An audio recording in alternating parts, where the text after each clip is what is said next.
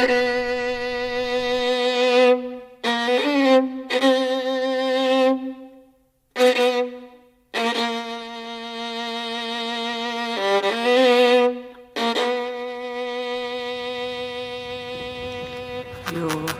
affectionate niece, Helen Stoner. Now, dear Aunt Honoria, my deepest thanks for your invitation to spend a little time with you in Harrow after Julia's wedding. Indeed, I feel a short break will be almost necessitated by the excitement of seeing my sister married. Even our stepfather, Dr. Roylott, seems well disposed towards the event. Julia herself has not long left me to go to bed, and even now, I suppose, will be lying awake next door thinking of her happiness to come, while I... My God, Julia! Julia!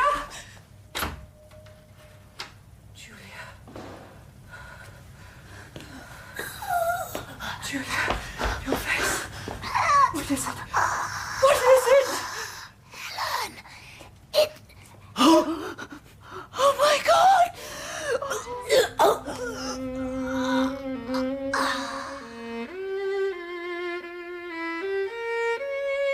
The Speckled Band by Sir Arthur Conan Doyle. Dramatised for radio by Vincent McInerney. With Clive Merrison as Sherlock Holmes and Michael Williams as Dr. John Watson. And featuring Susan Wooldridge as Helen Stoner. The Speckled Band.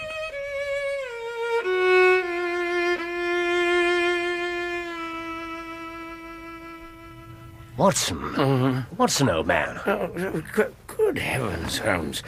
7:15?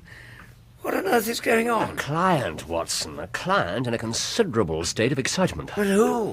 Why so early? Who? A young lady. As to why? Well, presumably when people wander about the metropolis at this hour, they have something pressing to communicate, and should it prove an interesting case... My dear fellow, I would not miss it for anything. Then you've seen her? Oh, yes. Even said good morning to her. Mrs. Hudson gave her some coffee in the sitting room. I glanced in as I passed. 30 or so, I fancy. Dressed all in black, hair shot with grey, but pitifully agitated, with restless, frightened eyes, like some hunted animal. Or so. It's not just coffee she needs, then, but kindness. Ah, madam. I am Sherlock Holmes, and this my intimate friend and associate, Dr. John Watson, before whom you can speak as freely as before myself. Mr. Holmes, Dr. Watson. Madam. But you must be cold, I think, travelling at this hour. Come into the main part of the room, I beg you, and draw up to the fire. It is not cold which makes me shiver, Mr. Holmes. Indeed? What then? It is fear, Mr. Holmes. It is terror. You must not fear, Miss... Stoner. Helen Stoner? No, for I have no doubt we shall soon set matters right. You have come in by train this morning, I see, although, of course, you had a journey before that. You know me, then? Simply, I observed the second half of a return ticket in the palm of your left glove, while the 7 spatters of mud on your left-hand jacket sleeve bespeak time spent along heavy roads, sitting next to the driver in a dog-cart. I see Mrs. Farintosh was right in what she said regarding your abilities. Mrs. Farintosh? I'm not sure I remember. Before your time, my dear Watson, merely an opal tiara and death by bishoping. Miss Stoner, please sit down. Oh, thank you. There. So, you have come far? The western borders of Surrey to Leatherhead, and then by first train to Waterloo. Mr. Holmes, I can stand the strain no longer. Nor have I anyone to turn to, save one, Percy. That is a Mr. Armitage, who cares for me very much, but can be of little aid as regards my domestic circumstances, who indeed seems to think what I am suffering from are the fancies of a nervous woman. But they are not fancies, Mr. Holmes. They are dangers, real dangers, and I must have some help to walk amongst them. Then, Miss Stoner, you must begin by laying everything in front of us that may help us form an opinion on the matter. My name, then, as I have said, is Helen Stoner, And I live on the borders of Surrey with my stepfather, who is the last survivor of one of the oldest Saxon families in England, the Roylotts of Stoke Moran. Roylotts, the name seems familiar. Watson? Indeed. A long and distinguished history, although somewhat checkered, I believe, towards the end of the... Regency. Oh, you are right, Doctor. 4 dissolute heirs, followed by a gambler, reduced one of the richest families in England to ruin. Lands that once stretched into Berkshire and Hampshire were reduced to a few brambled acres, and the house itself crushed under a heavy mortgage, the last squire dragging out a life of aristocratic poverty. His son, however, my stepfather, saw he must adapt to new conditions, took a medical degree and went out to Calcutta, where by skill, toil and force of character he established a large practice, until a series of robberies occurred on his property in which he thought his native butler was involved. And? He beat the man to death. For which he stood trial? Only narrowly escaping a capital sentence. It was offered in his defence that he did not know his own strength, and he is physically quite terrifying. As it was, he received a long term of imprisonment, returning to England at the end of it a morose and disappointed man. But, Miss Turner, what about, how did, Dr. Roylott become my stepfather? In his early days, he met and married my mother, the young widow of Major General Stoner of the Bengal Artillery. My twin sister, Julia, and I were 2 years old when the marriage took place. Julia? More coffee, Miss Stoner. Here, let me. Watson, you know, is an old India hand. Afghanistan, actually. Afghanistan. Here you are, Miss Stoner. And when you're a little more composed, but in your own time. Yes, thank you.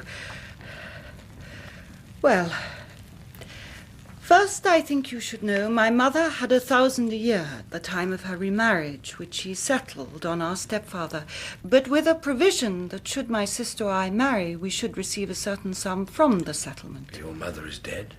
We returned to England 10 years ago. 2 years later, she was involved in a fatal rail accident near Crewe. After her death, Dr. Roylott, who had been attempting to establish himself in practice in London, suggested that we pack up and move back to Stoke Moran. There was enough money for our wants and seemingly no obstacle to our happiness. I assume he reverted. Yes, he did. Our neighbours, who had initially welcomed the return of a Roylott to Stoke Moran, well, sufficient to say 2 incidents finished in the police courts, while in another he threw the local blacksmith over a parapet into a stream, an indulgence that cost all the money I could gather to prevent further public exposure and disgrace. He has become the terror of the village, and I speak the truth when I tell you the only living things which will have anything to do with him are a cheetah and a baboon he has imported from the east, and a band of wandering gypsies who have his permission to camp on what is left of the estate. A drear existence. Drear, solitary, and hard. For of course no servant will stay, except a decrepit housekeeper, Mrs. Mims, who hardly knows the days of the week any longer. So who now runs the house, Miss Stoner? I do, Doctor. All tasks inside and out. Although until 2 years ago I had Julia to help me. Poor Julia, she was but 30 at her death, and yet her hair had already begun to whiten. Even as mine has. So she too is dead? Mr. Holmes, it is the events surrounding Julia's death which bring me here today. You understand that, given the circumstances of our life, we saw little of anyone of our own age. We did, however, have an aunt near Harrow we were sometimes allowed to visit at public holidays. There, 2 Christmases ago, Julia met a half-pay major of Marines, to whom she became engaged. And your stepfather's reaction? Quite equable. Invited the groom over to the house, spoke with generosity in terms of the forthcoming ceremony, and then, within a fortnight of what was to be the happiest day of my sister's life, the terrible tragedy occurred which deprived me of my only companion. Miss Stoner, pray be precise as to details. It is easy for me to be so, Mr. Holmes, for every event of that terrible time is seared into my memory. First, however, you must have some idea of the manner of our life at Stoke Moran. It is, as I have intimated, now ruinous and almost completely closed down. The living accommodation being reduced to the ground floor of one of its 2 wings, a long corridor of which 3 bedrooms open, each with a window looking out onto the lawn. First, Dr. Roylott's, then that which was Julia's, with myself at the far end.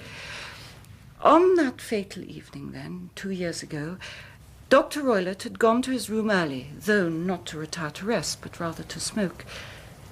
Indeed, it was the pungent smell from his Indian cigars that had initially driven Julia into my room, where we chatted for a time about her approaching wedding.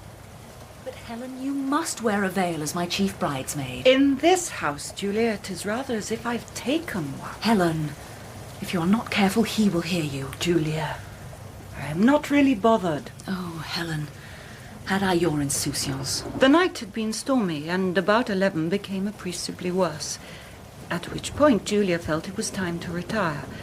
So she rose to leave me and had reached my door. Helen, have you ever heard anyone whistling in the dead of night? Why, no, Julia, never. I suppose it could not be you in your sleep. Julia, dear, I cannot even whistle whilst I am awake. It would hardly have been on Mamma's list of attributes every young lady should possess. I am silly. But you know I am a light sleeper. And, well, these last few nights, about 2 in the morning, I have been disturbed by a low, clear whistle. Though once I am awake, I have no idea where it has come from. The gypsies in the plantation, perhaps. I believe they have a way of communicating with whistles. Then why have you not heard it? Your window opens onto the lawn as mine does. But you are the restless one, my dear. Of course. Well, it is probably of little consequence. Good night, dear. God bless. And with that, Julia smiled at me, closed my door, and a few minutes later I heard the key turn in her lock. This was a regular thing, Miss Stoner, to lock yourself in at night. The cheater and the baboon. Indeed, quite so. Proceed, if you will, Miss Stoner. I confess that I had treated the affair much more lightly than I had actually felt.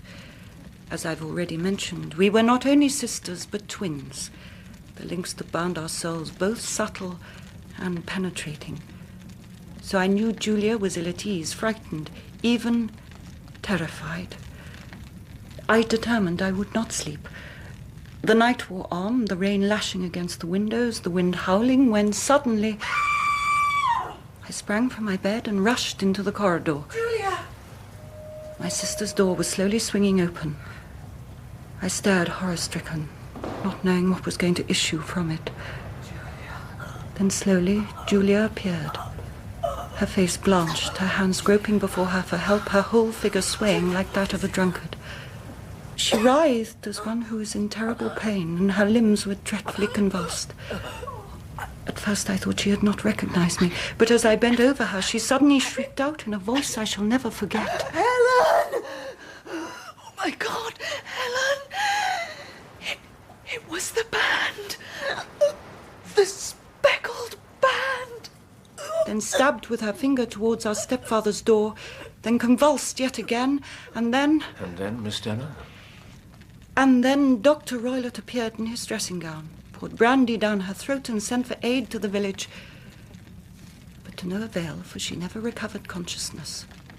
And that is all you saw and heard? No, Mr. Holmes. There was something I thought I heard when first I opened my door. First a low whistle, such as my sister had described, and a few moments later a clang of metal. You were sure about this? You could swear to it? I did so to the coroner. And yet, amid the crash of the gale and the creaking of the old house... And the coroner's verdict, Miss Stoner? No satisfactory cause of death, no marks of violence. He investigated with great care, not least because of our stepfather's reputation, but my evidence showed all the windows on the ground floor were stopped with wooden shutters, the doors locked on the inside, the chimneys barred across, the floors solid. No, she was alone when whatever it was happened. And poison? The doctors examined her, without success. The gypsies were not considered? Indeed, Mr. Holmes, they were my first thought. I have spoken of their whistling to each other, and then there was Julia's mention of the Speckled band. You know how so many of them always wear bandanas of stripes and colours and such around their heads. Yes, perhaps. These are deep waters. However, your stepfather was in his dressing gown. How then was your sister attired? In her nightdress. Oh, one other thing. In one of her hands was the charred stump of a match, in the other a matchbox. Showing she had time to strike a light and look about when the alarm came. How interesting. And important. Tell me, Miss Stoller, immediately after these terrible events, did your stepfather's attitude change? Did he, that is, become more violent, more conciliatory, more thrusting, more retiring? I could not say. After the funeral, my doctor advised a short holiday. So I went to the Armitages near Reading, a connection of my aunt's. That is where Percy and I... You heard me mention Mr. Armitage earlier. Of course, yes. Well, after that visit 2 years ago, Percy and I began a correspondence. A correspondence that in the course of time has... Well, we are to be married in the spring. Congratulations, Miss Stoner. Thank you. I told Dr. Roylott, who showed nothing but benevolence, and said it would provide an excuse to have some repairs done to the fabric of the house, starting with my room, how the mortar between the stone was crumbling, and how some of those same stones must be removed, which of course means... You have moved into your sister's room. Quite, Doctor. And now sleep in the very bed she did. Where, last night, I was awakened by a low whistle. You lit the lamp? Immediately, but saw nothing. Too shaken to go to bed again, however, I dressed and waited for daybreak, ran to the Crown Inn for a dog cart, and quickly made my way here. Which means we also must move quickly to see over the rooms at Stoke Moran, preferably when your stepfather is absent. Miss Stoner, is this possible? As it happens, he too has business in town this morning, and as he seldom returns before nightfall, then today of all days might be your best chance. Today it will be, after lunch to be exact, for there's much to do first. Almost 8 o'clock. Miss Stoner, should we arrive shortly after 1, would you have returned by then? I think so. There are some things to arrange regarding my wedding, but I fully intend to be home by lunchtime. If Dr. Roylott should return early, perhaps we had better meet outside of the house? Yes, you have a suggestion? There is only one path from the station that leads to Stoke Moran, so if you took the local dog cart and I waited in one of the fields alongside that path... Ah, excellent, excellent. Here, let me hand you your gloves. Oh, thank you. Miss Stoner, there's marks on your wrist. Oh, no, really, Dr. Watson, they are nothing. Impossible to fob off an old medical dog like that, I'm afraid. May I? Oh. Bruises. Your stepfather must indeed be physically overwhelming. I mentioned he is said not to know his own strength. You have been cruelly used. It's the generic term, I believe, for those who are said not to know their own strength is bully. Watson, perhaps you could show our guest out. Miss Stoner, we will see you at Stoke Moran sometime early this afternoon. And with that, Holmes took up his pipe and sat abruptly down in the chair in front of the fire. And putting his chin in his hands, he began staring intently into the crackling flames. I saw Miss Stoner enter the street and then return to our sitting room. Well, Watson? A dark and sinister business. Indeed. Dark enough and sinister enough. And the gypsies? Well, even taking into account the strange words uttered by Julia, headband, whistles and such, I'm not sure the whole thing might not just be... What in the name of the devil? Superannuated housekeeper! Out of my way, madam! Out of my way! Which of you is Holmes? This rage-strangulated inquiry delivered in a voice like a mad bull's, came from a man of huge and terrifying demeanour, whose bulk almost completely filled the doorway. His clothes, too, were as bizarre in their appearance as he was, being an uneasy mixture of plough and pulpit, in that they ranged from a black top hat and long frock coat to a pair of farmer's gaiters and a hunting crop. But there was little Christianity in the face which glowered above the neck-stock, for it was a visage seared with 1,000 wrinkles, burned yellow with the eastern sun, marked with every evil passion, and containing a pair of deep bile-shot eyes set on either side of a thin, fleshless nose. Over all, in fact, our visitor looked very much like a thoroughly out-of-sorts aging bird of prey, and all the more dangerous because of it. I said, which of you is Holmes? My name, sir. Please come in, if you will, Mrs. Hudson. That will be all. Thank you. Oh, yes. I'll come in. I'm afraid you have the advantage of me. I, sir, am Dr. Grimesby Roylott of Stoke Moran. Indeed, Doctor. Pray take a seat. Watson, perhaps our guest would like a cushion. Cushion? I want nothing of the kind. My stepdaughter has been here. I followed her. She suffers from delusions. Now, what's she been saying to you? It's a little cold for the time of year, I think. She said that? The crocuses seem to promise well. In the wrong hands, Dr. Roylott, a hunting crop is a vicious and cowardly weapon, though certainly not as dangerous as the service revolver my associate here always carries about his person to deal with any mad dogs we may chance upon. I see. I see. Well, I know you, you scoundrel. I've heard of you before. Holmes the meddler. Holmes the busybody. Holmes the Scotland Yard jacking office. Ah, oh, most entertaining, Dr. Roylott. When you go out, I wonder if I might ask you to close the door. There's a decided draught. I will go when I've had my say. I'm a dangerous man to fall foul of, Mr. Holmes, especially to those who meddle in my affairs. Here, let me show you.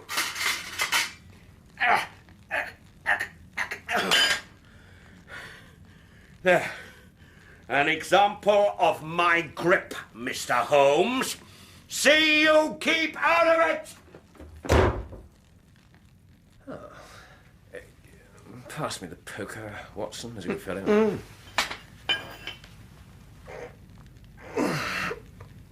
Yeah. Not quite as straight as it was, though Mrs. Hudson will hardly notice the difference. And now to business. You go to Waterloo, if you will, and take 2 tickets for the first train to Leatherhead after 1 o'clock, mine to be left at the booking office. I to Doctor's Commons, and on the journey we will compare notes. And if you could, old fellow, an empty compartment. Shall I take anything? Your revolver, Aneli's number 2, is an excellent argument with gentlemen who can twist steel pokers into knots. That and a toothbrush are all I think we'll need.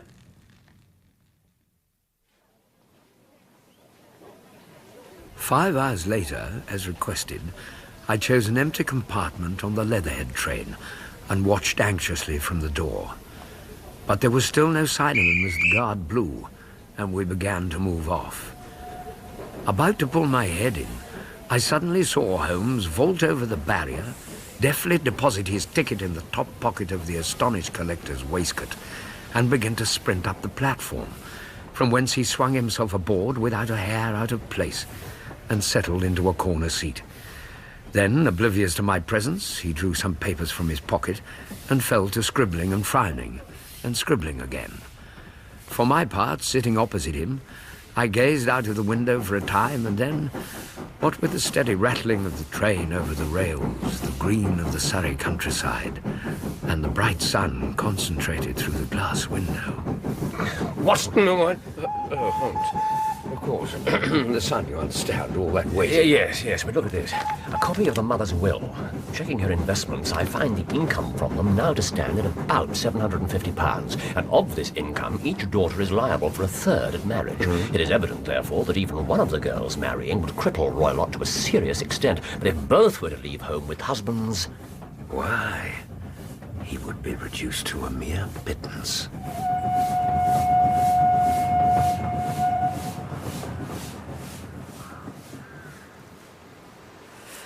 Just through these trees and we're there.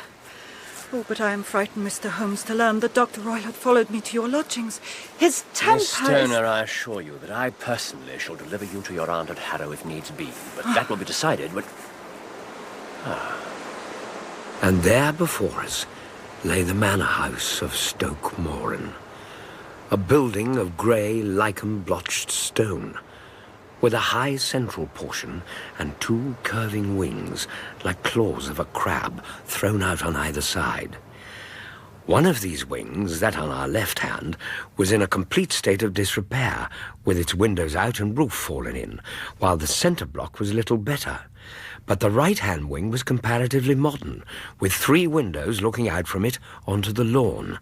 The end of this block was surrounded by scaffolding. That end window, I take it, Miss Stoner, belongs to your room, this one to your sister's, and the next one to Dr. Roylott's chamber. Exactly so, but I am now sleeping in the middle one. Yes, pending the alterations, as I understand. Miss Stoner, I wonder if you would have the kindness to go into your sister's room, open the hasp of the window, then bar the shutters. Oh, certainly. Holmes, there hardly seems to be any pressing need for repairs to this end wall. No, indeed, nor any workmen around to effect them. That is suggestive. An excuse, perhaps? Yes, perhaps. Thank you, Miss Stoner. Now then. Yes. No possibility there.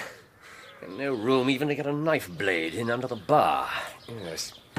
Hinges solid, let into the stone. My theory certainly presents some difficulties. What price gypsies now, eh, Watson? No one could pass through these shutters if they were barred. Thank you, Miss Stoner. We shall now join you inside. It was a homely little room, with a low ceiling and gaping fireplace, after the fashion of old country houses. A brown chest of drawers stood in one corner, a narrow white counterpane bed in another, a dressing table on the left of the window, and 2 small wickerwork chairs. Holmes drew up one of the chairs and sat silent, while his eyes travelled round and up and down, taking in every detail. That bell pull above the bed, where does it communicate to?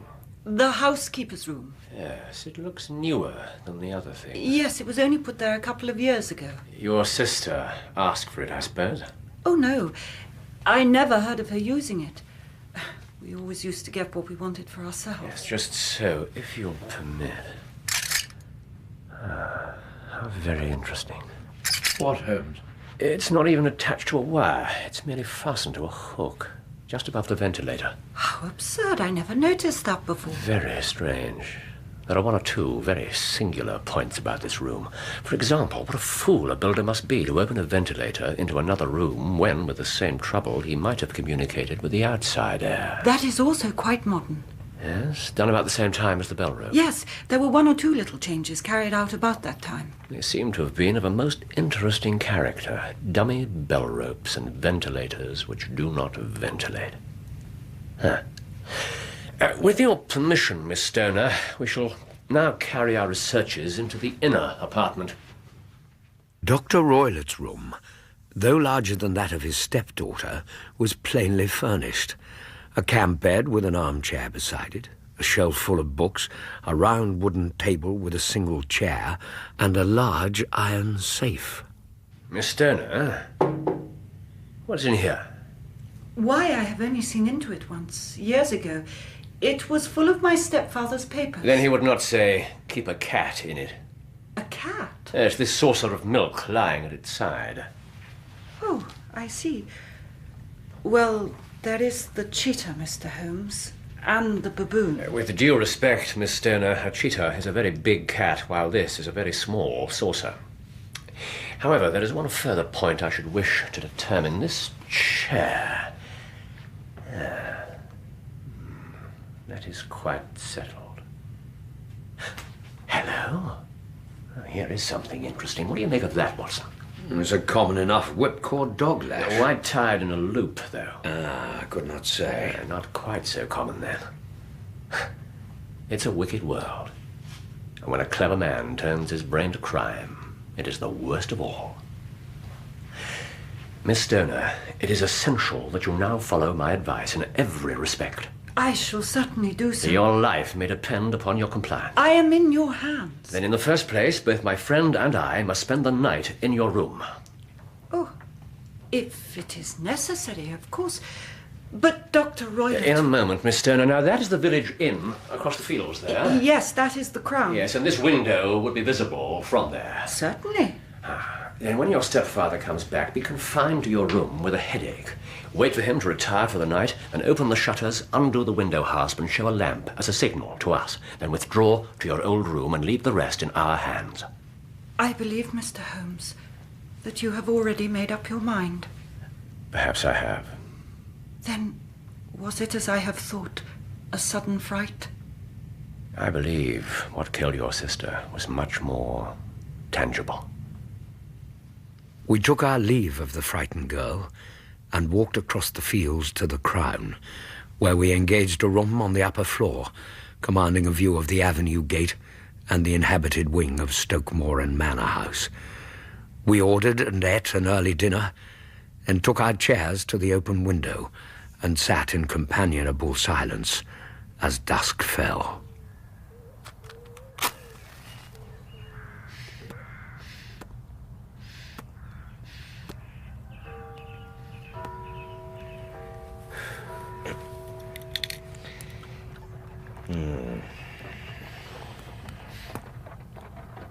Watson.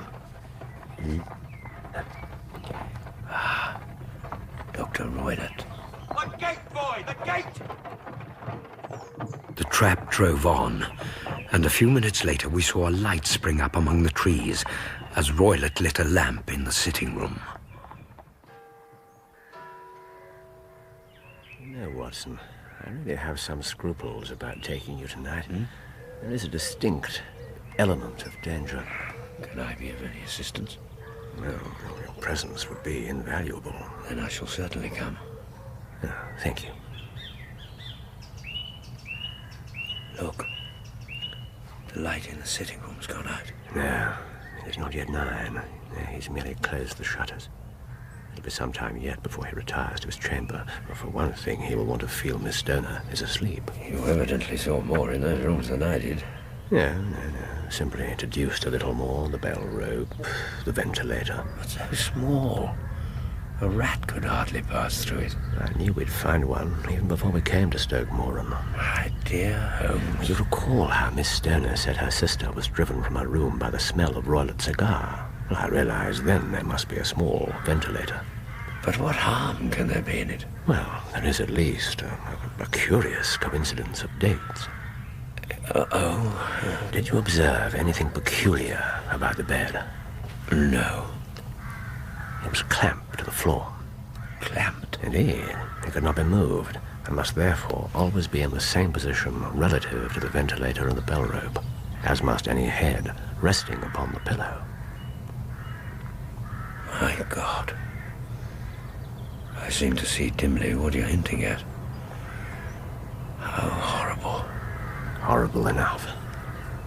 When a doctor goes wrong, he is the first of criminals. And more horrors to come before the night is over. So, for the time being, let us have a quiet pipe and take in the beauty of the moon. The trees, the night, and so we did. And 2 hours passed slowly away. Then suddenly, at the stroke of 11, a single bright light shone out right in front of us. That is our signal. We made our way quietly downstairs and out into the night, Holmes pausing only to take up a thin, whip-like cane from the stand near the inn door. There was little difficulty entering the grounds of the house, the wall having long fallen into disrepair, and we quickly made our way through the trees, across the lawn, and were just about to pull open the window of Julius Stoner's old room. What the devil? No, hold your fire, Watson. It's only the doctor's baboon. Indeed, a nice household. And the cheetah? No doubt up a tree, waiting to descend on our shoulders. Now, before we go in, you will take one of the chairs, keeping your revolver on your knee, and do not fall asleep if you value your life. I will sit on the side of the bed with a candle and matches and this.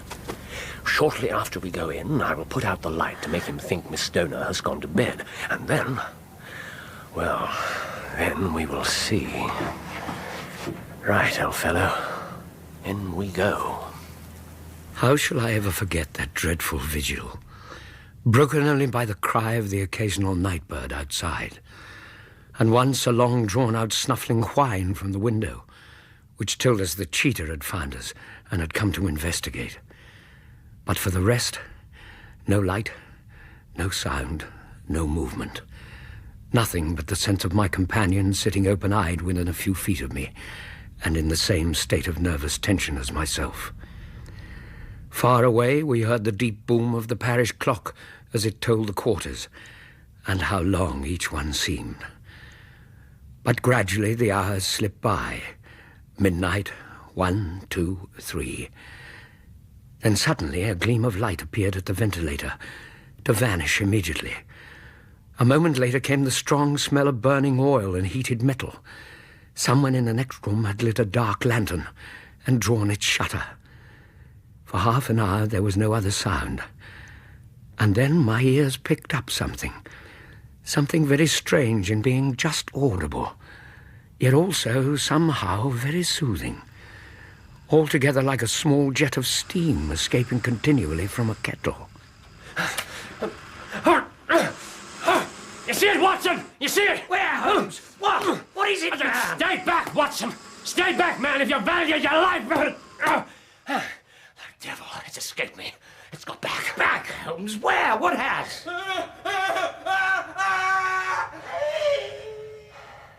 Good God, Holmes. What was that? What does it mean? That it's over. And perhaps, after all, it's for the best. Take your pistol, and we shall enter Dr. Roylott's room. And it was a singular sight that met our eyes.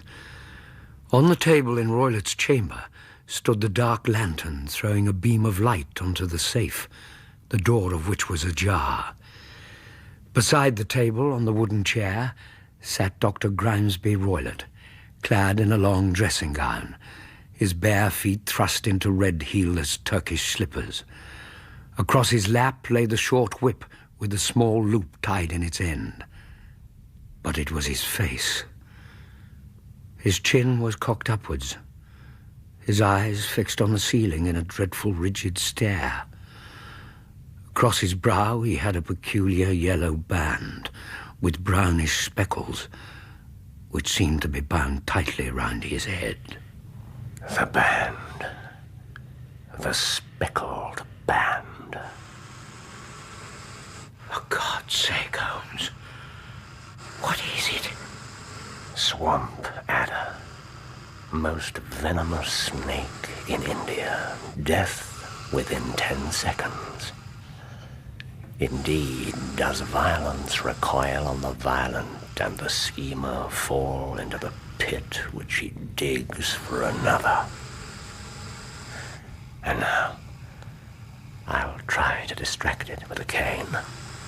You go for the noose, then into the safe. Right. Right. Well done, old man. Well done. What a dreadful way to die. Oh, indeed. And that cry. What agony he must... Why, Miss Stoner. My heart. Yeah, no, Miss Stoner, do not come in. There is nothing there you would want to see. You are wrong, Mr. Holmes. I must see. I beg you to stand aside. Miss Stoner. What was it? A snake, Miss Stoner. Another of the doctor's deadly pets, but one that turned on its master. His face. Just like Julia's. So that's what he used. But why? For the third of your mother's legacy that he would have lost by Julia's marriage as he would yours. So monstrous a deed for so derisory a sum. Who would believe it? Exactly. I wonder, Miss Stoner, if I might advance an idea with a view to canvassing your opinion. The doctor is dead through, it might be argued, his own carelessness. However, any hint that his death was not so simple would, I feel, lead to prolonged and searching inquiries, public inquiries, in which your name and that of your sister would figure largely. On the other hand, should Watson here go to the country police when it's light and inform them truly that the doctor has merely suffered from an accident, I have no doubt at all I could put you onto the train to your aunt tomorrow morning without you ever being bothered again regarding this matter. I stress that while this is not perhaps an ideal solution, it is possibly an acceptable one. Mr. Holmes, may I, your arm? I would go closer, if I might.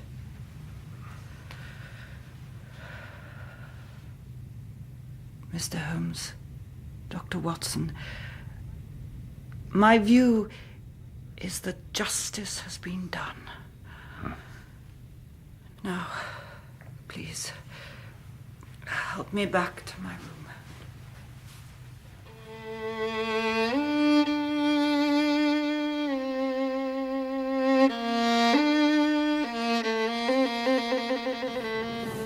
A classic case, then, Doctor, of my reasoning from insufficient data and thereby coming to an entirely erroneous conclusion. The presence of the gypsies and the dead sister's use of the word band putting me entirely on the wrong scent. I can, however, claim the merit that I instantly reconsidered my position when it became clear that the danger could not have come from the window or the door, but must have been the work of an inside agency. Then, of course, came the discovery of the false bell pull.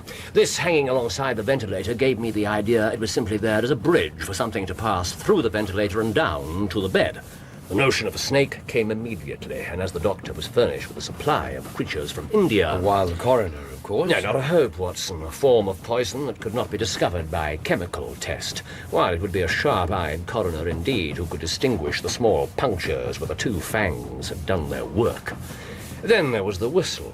Of course, he must recall it before morning light and have trained it to return by use of the saucer of milk. Kept near the safe, which in turn gave rise to the clang as the snake was locked in it during the day.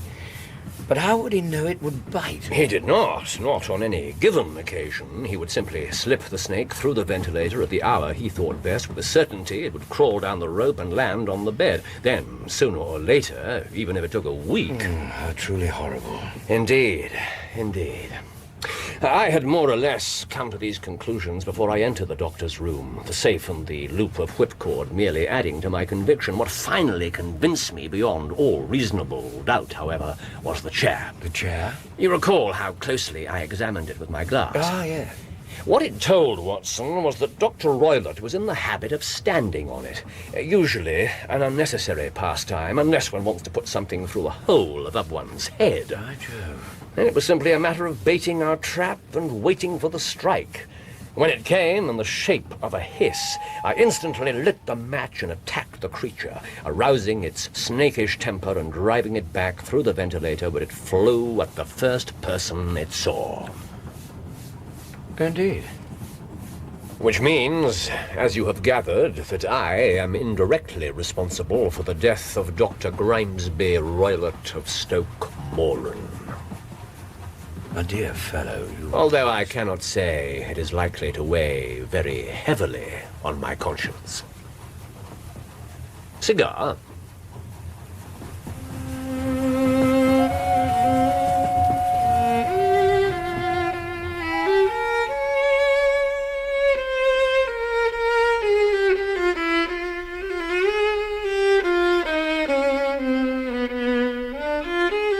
In The Speckled Band, Sherlock Holmes was played by Clive Merrison and Dr. Watson by Michael Williams.